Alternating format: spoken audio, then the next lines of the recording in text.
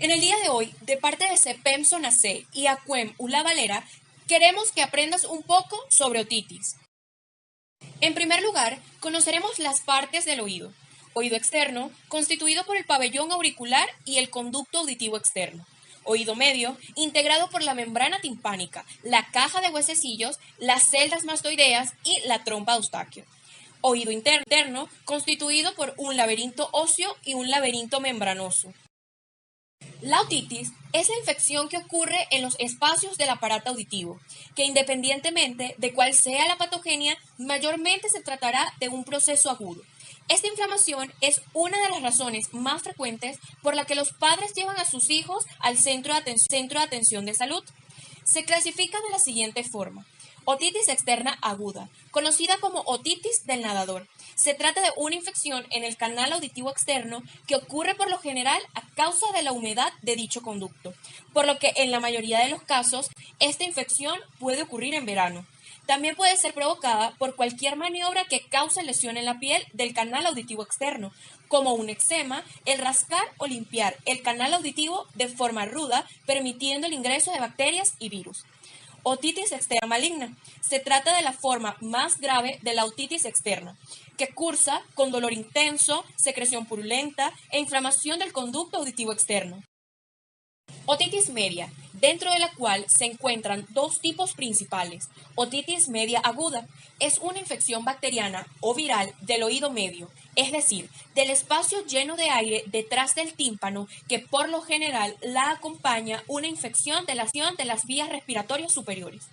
Otitis media supurada. Se trata de una infección de otitis media aguda que no desaparece con el tratamiento habitual. Dicha complicación puede ocasionar una perforación de la membrana timpánica y con ella la salida del líquido por el conducto auditivo externo llamado otorrea. Si esta perforación no cicatriza y no hay signos de una otitis media durante meses, debería hacernos pensar que se trata de una perforación crónica y posiblemente permanente. Dentro de la patogenia de la otitis media tenemos que principalmente se debe a una disfunción tubárica o al mal funcionamiento de la trompa de Eustaquio. ¿Qué ocurre? Cuando la trompa de Eustaquio está inflamada, puede bloquear el drenaje de las secreciones y hacer que se acumulen líquidos en el oído medio, el cual puede infectarse y causar los síntomas. La obstrucción tubárica puede ocurrir por motivos intrínsecos, donde se produce la inflamación de la mucosa de la trompa de Eustaquio por un problema infeccioso o alérgico, o por obstrucción extrínseca, habitualmente de causa mecánica. Otras posibles causas pueden ser la infección de las vías respiratorias altas, el resfriado común, problemas alérgicos y trastornos de la función ciliar del epitelio de las vías respiratorias altas. Los microorganismos implicados en este proceso infeccioso principalmente son el Streptococcus pneumoniae como el más frecuente, pues representa el 30% de los casos de otitis. También está el Haemophilus influenzae, que representa un 20 a un 25%. Con menor frecuencia se aísla la Moraxella catarrhalis, el Streptococcus de tipo A y el Staphylococcus aureus. Gran negativos como la Escherichia coli y Pseudomonas aeruginosa. Dentro de los virus podemos encontrar el virus respiratorio sincitial, virus de la influenza, virus parainfluenzae, adenovirus, rinovirus y los factores de riesgo de la otitis media son los niños entre las edades de 6 meses y 2 años. Estos niños son más susceptibles a las infecciones de oído debido al tamaño y a la forma de su trompa de Eustaquio, además de que su sistema inmune aún está en desarrollo.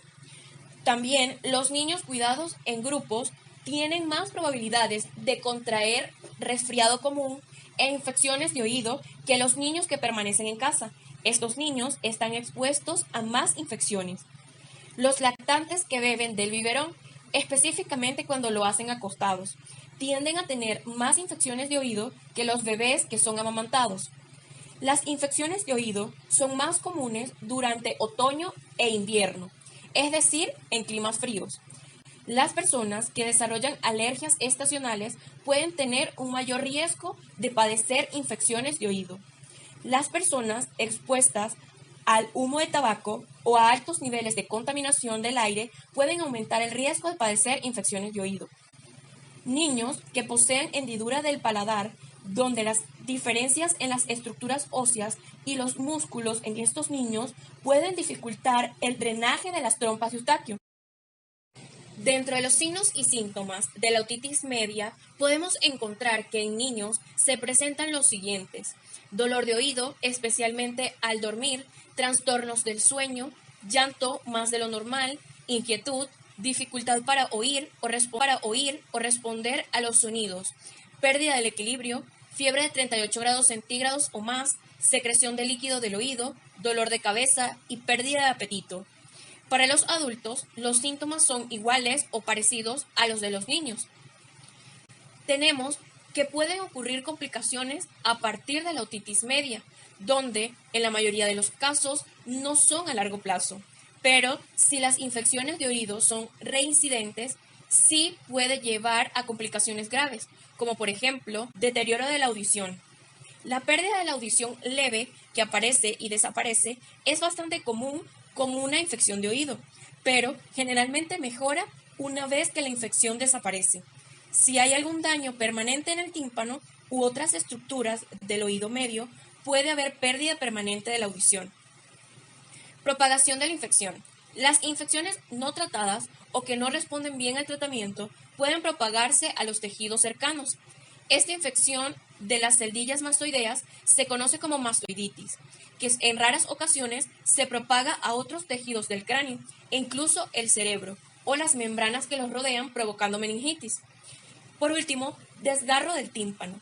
La mayoría de los desgarros del tímpano sanan dentro de las 72 horas. En unos casos se necesita una reparación quirúrgica. ¿Cómo diagnosticar una otitis media? Generalmente, en la otoscopia de la otitis media aguda se presenta con una membrana timpánica enrojecida, abombada, con escasa o nula movilidad. En cuanto a la clínica, cuando la membrana timpánica se encuentra perforada, conlleva habitualmente la aparición de otorrea o supuración. La timpanometría ayuda a confirmar los hallazgos de la otoscopia u otoscopia neumática.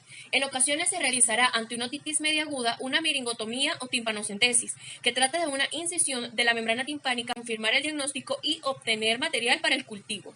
También permite el drenaje del contenido purulento a presión del oído medio.